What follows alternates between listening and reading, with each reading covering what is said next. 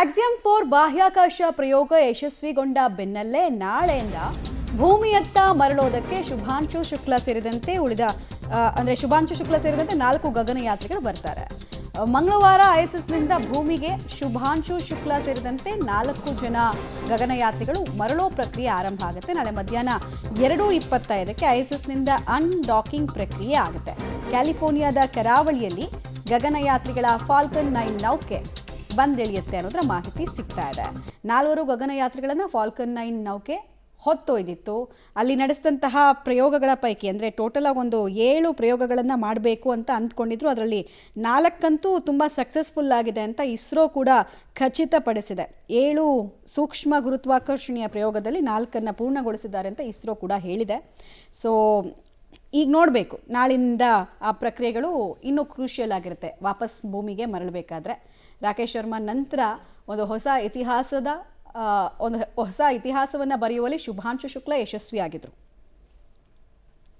Details ಕೊಡ್ತಾರೆ ರಾಘು. ತುಂಬ ದೊಡ್ಡ ಚಾಲೆಂಜು. ಡಾಕಿಂಗ್ ಪ್ರಕ್ರಿಯೆ ಅಷ್ಟೇ ಕ್ರೂಷಿಯಲ್ಲು, ಅನ್ಡಾಕಿಂಗ್ ಪ್ರಕ್ರಿಯೆ ಕೂಡ. ಅದಕ್ಕೆ ಬೇಕಾಗಿರುವಂತಹ ಸಿದ್ಧತೆಯನ್ನು ವಿಜ್ಞಾನಿಗಳು ಯಾವ ರೀತಿ ಮಾಡ್ಕೊಳ್ತಾ ಇದ್ದಾರೆ, ಏನೇನು ಎಕ್ಸ್ಪೆಕ್ಟ್ ಮಾಡ್ಬೋದು, ಎಷ್ಟು ದೊಡ್ಡ ಸವಾಲುಗಳಿರುತ್ತೆ ನಾಳೆ ದಿನ ಅಂತ? ಮಮತಾ, ಬಹಳ ಪ್ರಮುಖವಾಗಿ ತಾವು ಹೇಳಿದಾಗ ಡಾಕಿಂಗ್ ಯಾವ ರೀತಿ ಆಗುತ್ತೆ ಅಷ್ಟೇ ಕಷ್ಟಕರವಾಗಿ ಅನ್ಡಾಕಿಂಗ್ ಕೂಡ ಇರುತ್ತೆ. 24 ಗಂಟೆ ಮುಂಚಿತವಾಗಿ ಇದರ ತಯಾರಿಗಳೆಲ್ಲವೂ ಕೂಡ ಆರಂಭ ಆಗುತ್ತೆ. ಎಲ್ಲವೂ ಕೂಡ ಪೂರಕವಾಗಿದೆ ಎನ್ನುವಂತಹ ಸಂದರ್ಭದಲ್ಲಿ ಅನ್ಡಾಕಿಂಗ್ ಪ್ರಕ್ರಿಯೆಯನ್ನು ಆರಂಭ ಮಾಡಲಾಗುತ್ತೆ.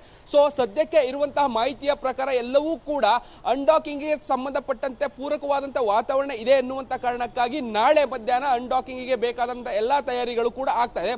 ನಾಳೆ 2:25 ಸುಮಾರಿಗೆ ಡ್ರ್ಯಾಗನ್ ಒಳಭಾಗಕ್ಕೆ 4 ಜನರ ತಂಡ ಏನಿದೆ, ಶುಭಾಂಶು ಶುಕ್ಲಾ ಸೇರಿದಂತೆ 4 ಜನರ ಗಗನಯಾತ್ರಿಗಳ ತಂಡ ಎಂಟ್ರಿ ಆಗುತ್ತೆ.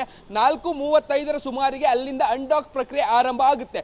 ಒಂದು ಹೆಚ್ಚು ಕಡಿಮೆ 23-24 ಗಂಟೆಗಳ ಸಮಯಾವಕಾಶದ ನಂತರದಲ್ಲಿ ಅಂದ್ರೆ ಮಂಗಳವಾರ ಮಧ್ಯಾಹ್ನ 3 ಗಂಟೆ ಸುಮಾರಿಗೆ ಅವರು ಭೂಮಿಯಲ್ಲಿ ಸಾಫ್ಟ್ ಲ್ಯಾಂಡಿಂಗ್ ಆಗುವಂತ ಕೆಲಸಗಳೆಲ್ಲವೂ ಕೂಡ ಆಗುತ್ತೆ.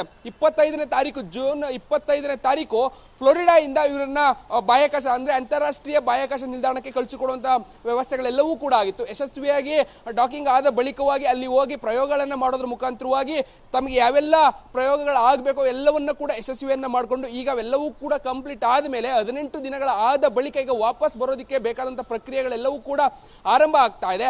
ಅನ್ಡಾಕಿಂಗ್ ಕೂಡ ನಾಳೆ ಮಧ್ಯಾಹ್ನ ಆರಂಭ ಆಗುತ್ತೆ. ಅದಾದ ಬಳಿಕ ಕ್ಯಾಲಿಫೋರ್ನಿಯಾದ ಕರಾವಳಿ ಪ್ರದೇಶಕ್ಕೆ ನೇರವಾಗಿ ಬಂದು ಅಂದ್ರೆ ಮಂಗಳವಾರ ಮಧ್ಯಾಹ್ನ 3 ಗಂಟೆ ಸುಮಾರಿಗೆ ಅಪ್ರಾಕ್ಸಿಮೇಟ್ 3 ಗಂಟೆ ಸುಮಾರಿಗೆ ಕ್ಯಾಲಿಫೋರ್ನಿಯಾ ಕರಾವಳಿ ಪ್ರದೇಶಕ್ಕೆ ಅವರು ಸಾಫ್ಟ್ ಲ್ಯಾಂಡ್ ಆಗ್ತಾರೆ. ಅದಾದ ಬಳಿಕವೂ ಕೂಡ ಒಂದಷ್ಟು ಪ್ರಕ್ರಿಯೆಗಳೆಲ್ಲವೂ ಕೂಡ ಇರುತ್ತೆ. ಸುಮಾರು 3 ವಾರಗಳಿಂದ 3 ತಿಂಗಳ ತನಕವೂ ಕೂಡ ಇವರೆಲ್ಲರನ್ನ ಕೂಡ, ಯಾಕಂದ್ರೆ ಇವರು ಅಂತಾರಾಷ್ಟ್ರೀಯ ಸ್ಪೇಸ್ ಸ್ಟೇಷನ್ ಅಲ್ಲಿ ಬಂದಿದ್ದಕ್ಕಾಗಿ ಝೀರೋ ಗ್ರಾವಿಟಿಯಿಂದ ಬಂದಿರ್ತಾರೆ. ಸೊ ಆ ಕಾರಣಕ್ಕಾಗಿ 3 ತಿಂಗಳ ಕಾಲ ಇವರನ್ನ ಬೇರೆ ರೀತಿಯಾದಂತಹ ಒಂದಷ್ಟು ಸಿದ್ಧತೆಗಳೊಂದಿಗೆ ಅವರನ್ನ ಇಟ್ಕೊಂಡು ಅವರ ಏನೆಲ್ಲ ಮಾಡಿದ್ರು ಅನ್ನುವಂಥ ಪ್ರಯೋಗಗಳನ್ನ ಪರೀಕ್ಷೆಯನ್ನ ಮಾಡಿಕೊಂಡು ಆ ನಂತರದಲ್ಲಿ ಹೇಗಾಯ್ತು ಅನ್ನುವಂತಹ ಒಂದಷ್ಟು ವರದಿಗಳನ್ನ ಬಿಡುಗಡೆ ಮಾಡುವಂತ ಕೆಲಸವನ್ನ ಅಂತಾರಾಷ್ಟ್ರೀಯ ಬಾಹ್ಯಾಕಾಶ ವರದಿಗಳಿಂದ ಅವೆಲ್ಲವೂ ಕೂಡ ಬಿಡುಗಡೆ ಆಗುವಂತಹ ಸಾಧ್ಯತೆ ಇದೆ. ಮಮತಾ, ಧನ್ಯವಾದ ತಮ್ಮ ಮಾಹಿತಿಗಾಗಿ ರಾಘು.